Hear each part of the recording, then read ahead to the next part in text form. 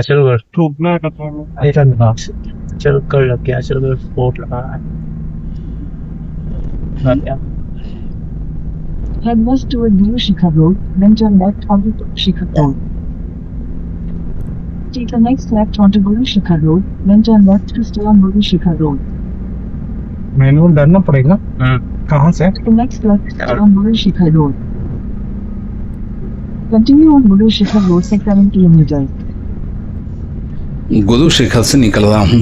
1:20 हुए हैं। 5 मिनट रुका था मैं गुरु शिखर में। यहाँ से नीचे उतर रहा हूँ, लेकिन पूरी तरह नीचे नहीं उतरूंगा, क्योंकि मुझे यहाँ से जाना है अचलगढ़ फॉल। अचलगढ़ में एक किला था बोलेंगे, क्योंकि इस वक्त है ही नहीं। वो मैं पहुँच के दिखाता हूँ। खंडार पड़ा हुआ है,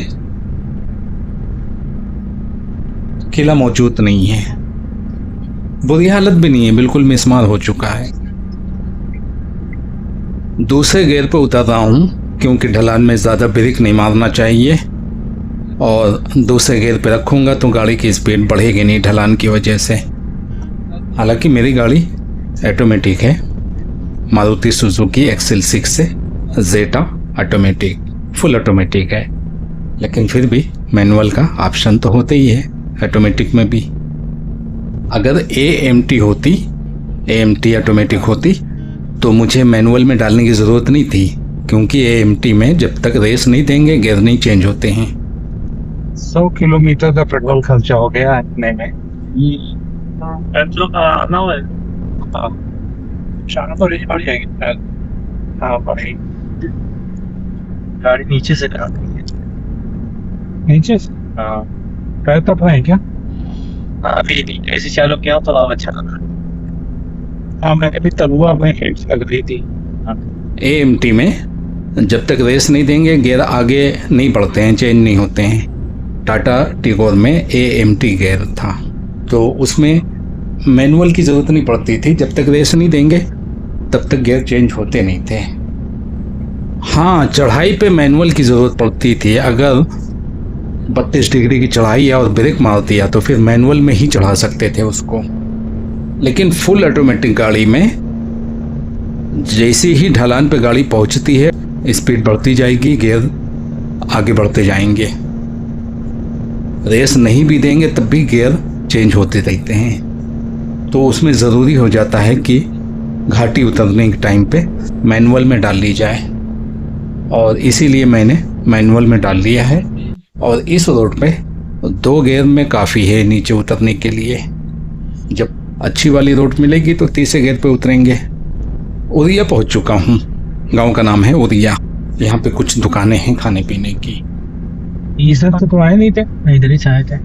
पीस पार्क लिखा है। कहाँ peace park? Peace park parking. यहाँ से कुछ खाना तो नहीं है दानिश? रबड़ी, चाय। अच्छा तो यहीं तो है 750 मीटर, 750 मीटर चल के हाँ टर्न मारना है। अच्छा, लेफ्ट टर्न है। हाँ ओरिया आ गए ना, ओरिया।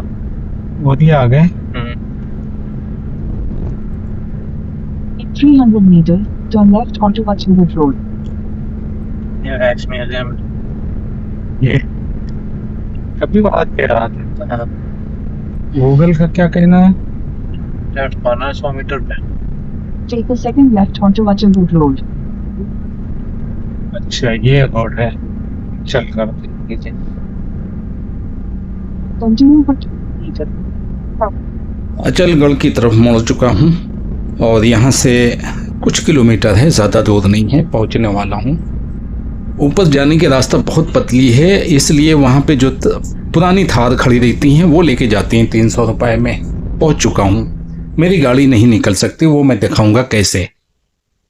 इस गेट के सामने पार्किंग में मुझे गाड़ी वाले ने उतार दिया। अपनी गाड़ी मैंने नीचे पार्किंग में खड़ी कर दिया, और वहाँ से पुरानी थार पकड़ कर आया हूँ, जिसको मुझे 300 रुपये देना पड़ेगा। और 400 मीटर की ऊंचाई पे मुझे लेकर आया है थार वाला, और वहाँ से मैं एंट्री मार के चढ़ रहा हूँ ऊपर। काफ़ी चढ़ाई है, बहुत ज़्यादा। सीढ़ियाँ भी बहुत दूर तक गई थी, बहुत शॉर्ट करके मैं यहाँ तक आया हूँ।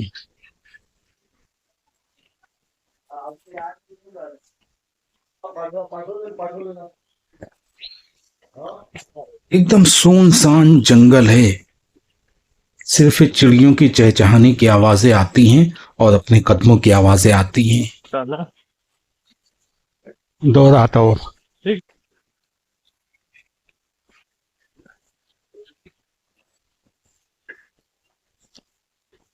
नहीं कहा है।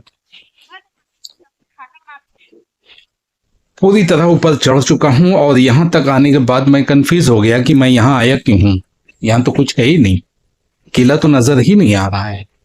फिर मैंने इनसे पूछा, क्योंकि ये पहले से यहाँ तक पहुंच चुके हैं तो इनको तो कुछ जानकारी होगी। आगे कुछ है? नहीं, कुछ भी नहीं है। वैसे व्यू अच्छे हैं। व्यू अच्छे वहाँ पे भी है, इधर ऊपर भी इधर से जा सकते हो आप ऊपर, वहाँ पे।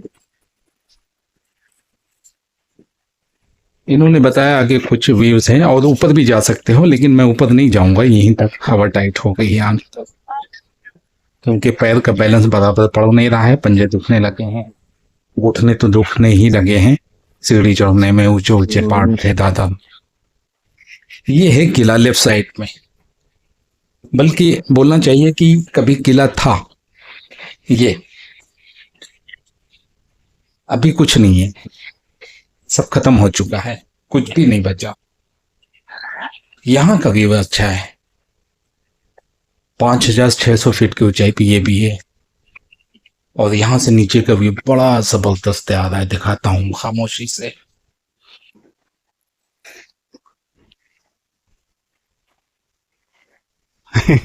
माँ मक्खी है। माँ मक्खी है। मानो दिखते रहा है।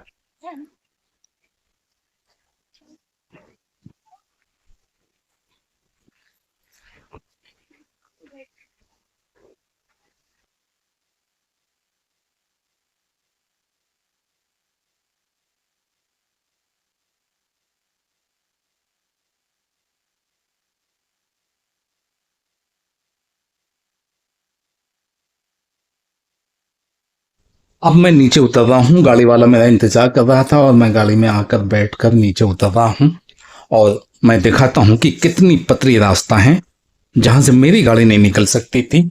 और ये माहिर ड्राइवर हैं जो थार को भी निकाल सकते हैं यहाँ से, मैं तो नहीं निकाल सकता। गाड़ी के दोनों साइड में एक एक उंगली के बराबर गैप बचता है और यहाँ से गाड़ी निकालना इन्हीं लोगों की बस की बात है जो दिन भर यही काम करते हैं। देखना, ये है गेट, इसके अंदर से मेरी गाड़ी कहाँ निकल जाती। पतली वाली थार मुश्किल से निकल रही है, लेकिन हाँ तजुर्बा चाहिए ड्राइविंग का। मैं पतली वाली भी नहीं निकाल सकता क्योंकि मेरी आदत नहीं है ना, अंदाजा ही नहीं मिल पाता है कितना गैप है साइड से। और ये झाँक कर भी नहीं देखते हैं साइड में, राइट में भी नहीं झाँक के देखा इसने। ये देखो कितनी पतली रास्ता है। पार्किंग में लोग मुझे बता रहे थे नीचे कि तुम्हारी गाड़ी नहीं जा पाएगी। मैं नहीं मान रहा था लेकिन मानना पड़ा। नीचे मार्केट है, नीचे आ चुका हूँ। यहाँ पे मार्केट है, बहुत से आइटम यहाँ पे मिलता है और खाने पीने की दुकानें भी हैं यहाँ पे। और मैं अपनी गाड़ी के पास आ चुका हूँ पार्किंग में। ये था मेरा आज का आखिरी विजिट। अब माउंट आबू से मैं निकल रहा हूँ जोधपुर के लिए, लेकिन वो दिखाऊंगा अगली वीडियो में। मैं यहाँ पे 2:45 बजे पहुंचा था और अभी 3:15 बज रहे हैं। 2:45, 2:45, 3:15, यानी 1.5 घंटा मैं यहाँ पे रुका हूँ। कॉफ़ी पी के निकल रहा हूँ, ब्लैक कॉफ़ी अपनी खुद की बनाई हुई।